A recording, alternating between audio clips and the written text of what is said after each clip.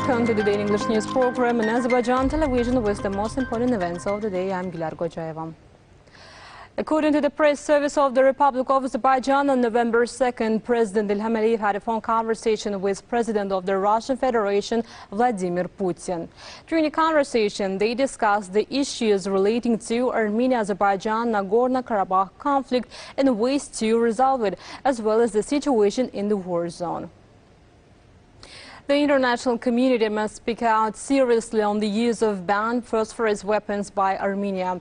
Aide to the President, head of the Foreign Policy Department of the Presidential Administration, Hikmet Hacıyev, said this at the briefing at the Military Information Center. Spokesman for the Azerbaijan Defense Ministry, Anar Eyvazov, said that during the counteroffensive of the Azerbaijan army, legitimate military targets were destroyed. It's emphasized that the only way to survive being brought to the battlefield is to surrender. The Armenian armed forces are again shelling civilian infrastructure in the villages of Aghdam and Aghjabadi districts. Adequate retaliatory measures are being taken by Azerbaijani army units. On November 2nd, another provocation of the enemy was suppressed at the state border with Armenia in the direction of Azerbaijan's Zangilan district. An enemy reconnaissance e-sabotage group that attacked our units from the territory of Armenia and attempted to seize the favorable high grounds at the state border was neutralized. The enemy was forced to retreat, leaving combat casualties and weapons in the area. Defense Ministry of Azerbaijan reported. As a result of actions taken by our units on October 3rd, 2 more ammunition depots of Armenian armed forces located near Khan Kandi were destroyed. Defense Ministry released a video regarding this. Let's watch.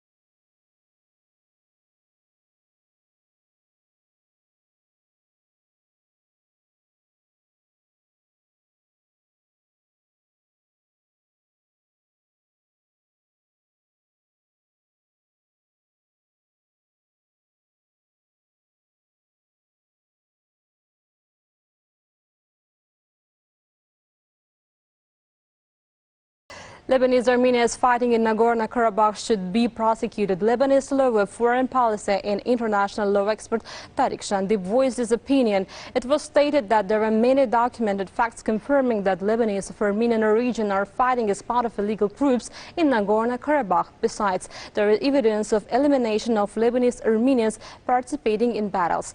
Tariq Shandi also said that if Armenians participating in fighting against Azerbaijan Nagorno-Karabakh, as well as the Armenian president who was calling for Armenians to join the battle on the side of Armenia, are not prosecuted, then what's the need in the International Criminal Court?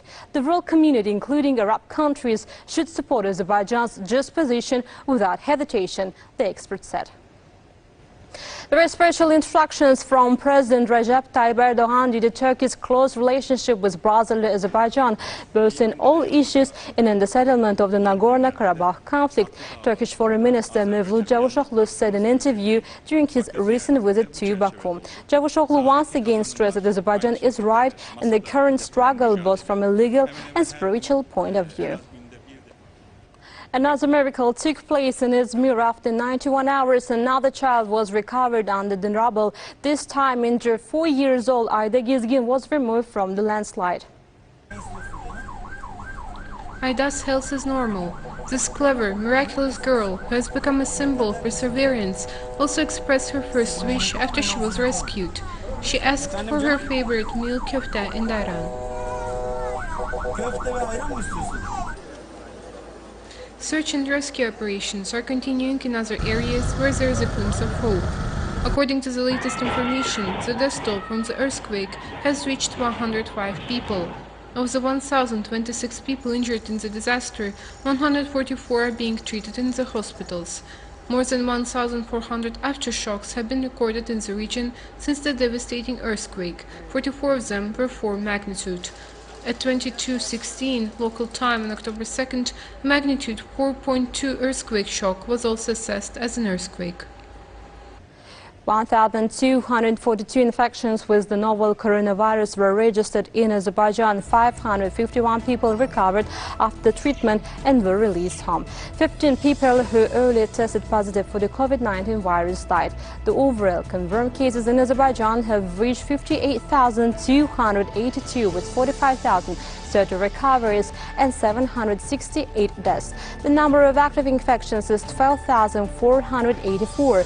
To detect new infection cases over the past day, 11,159 tests and overall 1,379,799 tests have been conducted in Azerbaijan. The task force under the Cabinet of Ministers reported. That was all today. Thank you for being with us. Goodbye.